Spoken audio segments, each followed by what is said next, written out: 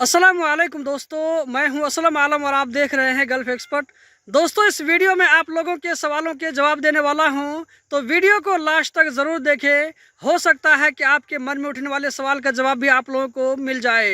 तो दोस्तों, इस वीडियो को हम शुरू करते हैं, लेकिन उससे पहले आप लोगों से एक रिक्वेस्ट करना चाहेंगे कि वीडियो को लाइक करके आगे ज़रूर शेयर करें, ताकि इस तरह की इन्फॉर्मेशन और भी दूसरे लोगों तक पहुंच सके। तो लेते हैं आज का पहला सवाल। आज के पहले सवाल में आप में से किसी भाई ने पूछा है, एक वीडियो बनाइए कि कंपनी को कैसे रिन्यू करते हैं। दोस्तों, कतर में कंपनी को रिन्यू करने के लिए जो सबसे पहला काम करना पड़ता है, वो कंपनी का जो सिजिल तिजारी होता है, जिसको सीआर बोलते हैं शॉर्टकट में, तो पहले सीआर को रिन्यू करना पड़ता है। सीआर के रिन्यू करने के बाद में कंपनी का जो रुख्सा बलदिया होता है, म्यूनसिपलिटी लाइसेंस होता है, इसको रिन्यू करना पड़ता है। इसके रिन्यू होने के बाद में कंपनी का जो कंप्यूटर कार्ड होता है, इसको रिन्यू करते हैं। अगर आपकी कंपनी का कंप्यूटर कार्ड रिन्यू हो गया तो समझ लीजिए आपका कंपनी बिल्कुल ठीक ठाक स्टेटस में है।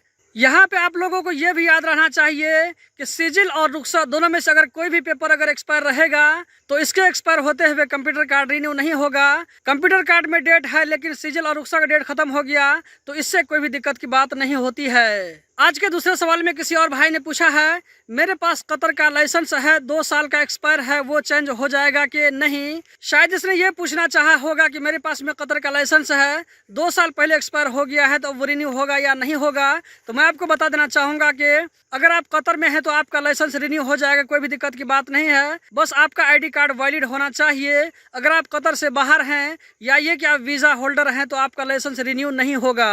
इस वीडियो के तीसरे सवाल में आप में से किसी भाई ने पूछा है, आज़ाद वीज़ा कैंसिल कराने पर कितना पैसा लगता है। मतलब कि आप में से जो लोग फ्री वीज़ा पर काम कर रहे हैं, तो ऐसे लोग अगर अपना आईडी कार्ड या इकामा कैंसिल करवाना चाहेंगे तो कितना पैसा लगेगा। तो दोस्तों, इसका फीस आपको 50 रियाल लगेगा। यहाँ पर आप लोगों को बता दूं कि कतर में आज़ाद वीज़ा नाम का कोई भी चीज़ नहीं होता है, ये सिर्फ हम और आप बोलते हैं।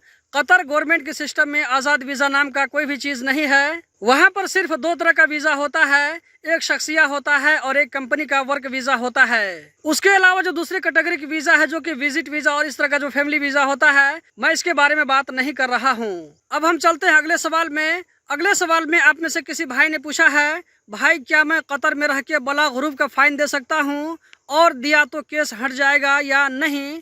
तो इसका जवाब यह है कि हाँ, बिल्कुल आप पे कर सकते हैं, कोई दिक्कत की बात नहीं है। अगर आपके खिलाफ में बला गुरूब लग गया है और आप अपने मुल्क वापस आने से पहले चाहते हैं कि इस केस को हम ख़त्म कर दें, तो आप 12,000 रियाल फाइन पे करके बला गुरूब के केस को हटा सकते हैं। इस तरह आपका रास्ता क्लियर हो जाएगा दोबारा कतर जाने के लिए। यहाँ पर मैं आप लोगों को सजेस्ट करना चाहूँगा कि अगर आप में से किसी के साथ में इस तरह का प्रॉब्लम है तो वो आने से पहले फाइन पे करके आए। अगर आप अपने मुल्क वापस चले आते हैं और यहाँ से अगर आप 12,000 रियाल फाइन पे करवाना चाहते हैं तो ये दिक्कत की बात होगी।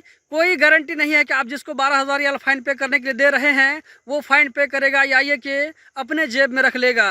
ये फाइन पे करने के लिए आपको सीआईडी में जाकर के वहाँ जाकर के बातचीत करना होगा। जो भी इसका प्रोसेस होगा वो आपको कंप्लीट करना होगा। इस वीडियो के आखिरी सवाल में आप में से किसी भाई ने पूछा है, प्लीज सर रिप्लाई में कंपनी का वीज़ा कब से मिलेगा। तो दोस्तों, मैं आप लोग बता देना चाहूँगा कि कंपनी का वीज़ा मिल रहा है। इससे कुछ दिन पहले, 1 हफ्ता या ये कि 10 दिनों पहले मैंने आप लोगों को बताया था, जिसमें लेबर मिनिस्ट्री के डाटा को मैंने आप लोगों के साथ में शेयर किया था कि लेबर मिनिस्ट्री वाले ने दिसंबर के महीने में कितने वीज़ा एप्लीकेशन को अप्रूव किया और कितने वीज़ा एप्लीकेशन को रिजेक्ट किया। और इसके साथ साथ आप लोगों को यह भी मालूम होना चाहिए कि अगर आप लेबर मिनिस्ट्री में न्यू वीज़ा के लिए अप्लाई करते हैं तो वीज़ा अप्लाई करने से पहले आपको प्रोजेक्ट शो करना होता है।